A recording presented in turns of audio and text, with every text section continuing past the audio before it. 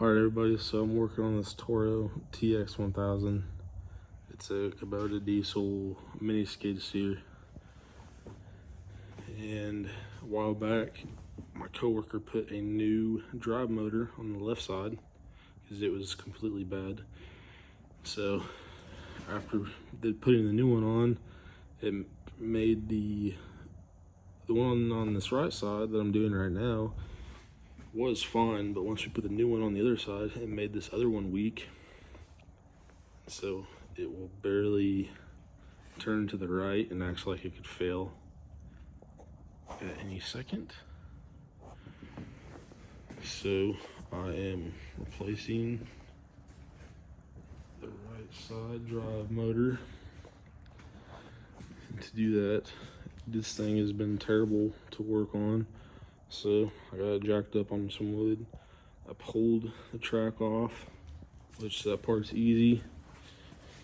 Pulled that sprocket deal. And then, so here's the outside of the drive motor. All the hoses and everything is on the inside, buried. So I had to end up pulling the radiator out to gain access to these drive motors. To pull the radiator out, had some fuel, so there's like no clearance. The radiator fits in here perfectly. Behind the radiator is all these fuel hoses, and pulling the radiator kept on getting stuck on those fuel hoses.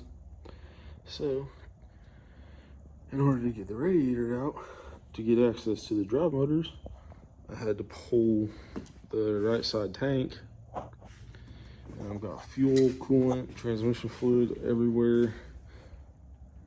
Everything's tight and terrible to work on. I did all of that. Just the hydraulic hoses to get this drive motor out are back here. There's no like access panel or any way to get to that except by pulling the radiator. I saw on YouTube a guy left the radiator and everything in and pulled this brake along with the whole tensioning assembly and pulled that out in one huge piece. That looked pretty hard, but next time if I have to do this again, I'm gonna try it that way because this shit sucked. But I'm at a stopping point now, and I will worry about this again on Monday.